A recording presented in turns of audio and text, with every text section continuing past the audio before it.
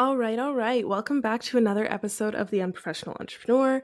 This week we are talking about a fun episode. We are doing a fun episode because I am on podcast threads. Probably because I talk about my podcast a lot and reference podcasting in a lot of my content because it is my favorite content to create. It is my core content. So yeah, I wanted to create this episode because I see these questions all the time on threads. I see people always hemming and hawing over starting their own show and like asking how I'm so natural. And like, if you go back to my first episodes, it's not natural. I don't come across as natural. It takes time, but we'll get into that. I've got 4 points that I want to go over with you that will help you if you want to start your podcast, if you're feeling like not in love with your podcast. And this can be applied to other things that are not podcasts, say if it's a new platform or a new type of content creation. I think this can be applied there as well. But just know in this episode, I am specifically speaking about running a podcast that you don't hate. So we're going to start with 1. And that is the whole premises of you need to create 100 episodes before it's good. I've seen this talked about for YouTube. I've seen this talked about for podcasts. I've seen this talked about any type of creative endeavor, really. Your first 100 are going to be quote unquote shit. So it's like you want to get through the first 100 before you even start to judge any of your content, any of your episodes, any of your videos, audios, whatever it is that you're working on. I have seen Rachel Peterson talk about this for YouTube. I've heard so many people talk about it. I don't know who actually originated the quote, but I strongly believe in it. If you go back in my show to when I was Felly's Fishbowl to my first season, the episodes are not good. I wasn't passionate about it. I was trying so hard to follow these rules of what makes a good podcast, of what makes a perfect intro, how to edit the music. And I was just trying so hard to fit in this box of like, this makes a good podcast. And I wasn't leaning into myself or what I wanted to talk about or what I thought would actually make good episodes. I was like trying to follow the formula of this is what you should talk about based off of this in your offer suite and this in your clients' questions. So I'm still not, this is episode 73. I am still not at 100 episodes and I am still finding my footing. I am still finding my way within my own show. So if you're someone who's just starting or wanting to start, just know 100 episodes before you judge anything. And like leave the episodes up. Please don't delete them. That's like a pet peeve of mine. Leave the old ones so you can actually see and measure your growth. The second thing, get clear on your intentions. Knowing what you want from your podcast is going to help you see results that actually please you with your show. So if you're someone who is hoping to start a podcast because you think it's going to help you in your conversions, you're going to create different episodes than if you're someone who's starting a podcast because you want to build relationships with your audience and you want them to better know you, right?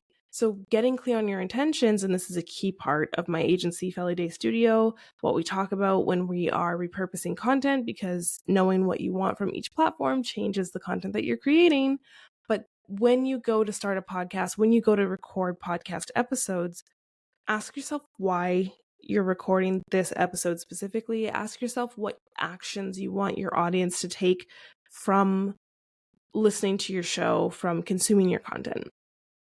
For my podcast, the intention is to nurture and educate. It's literally a supporting role in my sales funnel, a supporting role in my client attraction.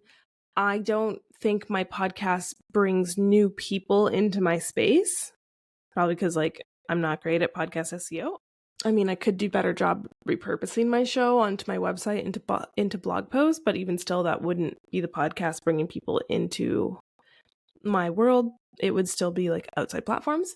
So podcast, it's not my lead generation at all. Podcast, it's not my sales platform either. I use it to support in the middle. People have found me, people want to get to know me, and then they go to my email list or they go to my Instagram when they want to buy and they want to talk to me.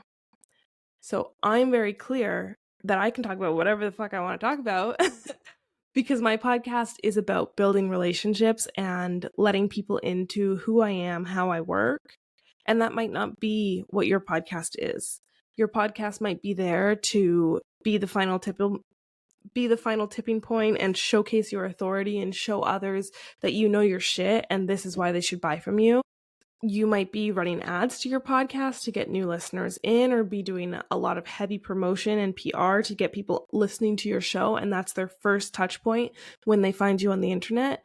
And then your episodes will again be very different. They'll be more beginner and introductory to your brand and who you are, versus like, you're already in my world. You already know that I have a content repurposing agency. You already know that I don't believe in cookie cutter marketing.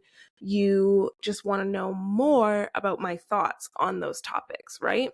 So knowing your intentions will really change the way you show up as a podcaster and as a content creator. Third point, stop trying to make your podcast cookie cutter. I kind of touched on this in the first point with making your first 100 episodes, because I tried to cookie cutter my podcast. I tried to put everything into the perfect boxes of like, okay, I need an intro, I need an outro, I need a script that goes point by point. I need to like follow all of these steps for it to be good. And if I miss it, I need to delete and restart. I need to make sure I hit my point. I need to make sure I never ramble. I need to stop saying and like and you know. And I was censoring myself so hard. It's not good. Like, I've listened to other people's podcasts where you can literally hear them reading line per line a script, and it's not engaging. It's not interesting. It's not exciting. It's like, I could just read your emails and get the same result as this podcast, right? So if you want to start your podcast, you need to let go of that perfectionism of like researching to the death what all the podcast managers and all the top 100 podcasters are saying about having a podcast and how to run a podcast and how to do a podcast. Because I did that. I listened to so many podcast episodes. I read blogs. What makes a good podcast episode? Let that go. Find your footing on your own by creating your first 100 episodes. Cookie cutter podcasts that don't last because you're not passionate about it, and the people are going to be bored with you because it's just not engaging in any way possible. And the fourth step that I want to share with all of you, because I think this is a mistake a lot of people make. I personally really am still working on this, to be honest. But you don't need guests, and you don't need massive amounts of listens or massive amounts of Instagram reshares or shout outs or all those or the people tagging you that they listen to your show and they love every single takeaway. You don't need any of that if you want to make sales. Like I said earlier in point 2, my podcast is my middle of the funnel.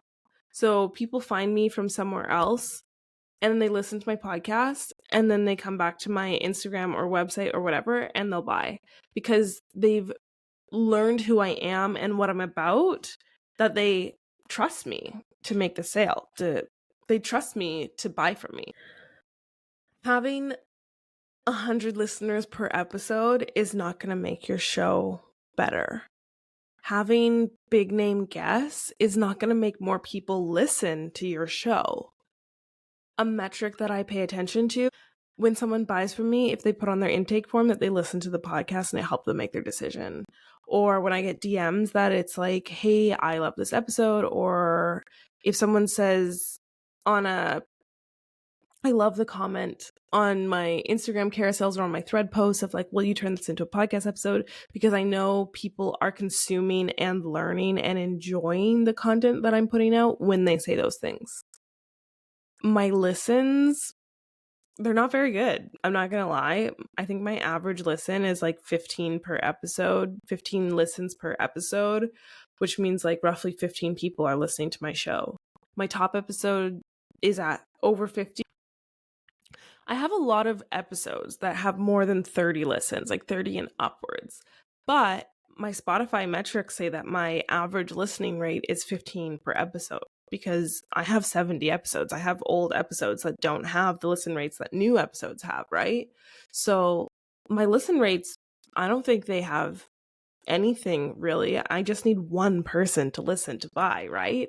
And so that will also depend on the type of business model that you're running. If you're someone running low ticket and volume-based business, you do want more people, but I would go to say that the podcast isn't where you should be focusing. You'd want to build your audience somewhere else before turning to a podcast. But yeah, like all of those outside things that you think you could be focusing on to get more sales from your podcast, I would say work on refining your episodes, and you do that by creating more episodes. So again, we come back to just create the first 100, figure out what works, look at the analytics, keep going. And that's how you're going to make a podcast that converts into sales. In my own experience, it took me about 5 episodes into my show for me to know that I wasn't happy with my show, that I didn't like the way I'd launched it, the way I was running it, what I was recording even. It took me about 25 episodes to rebrand it.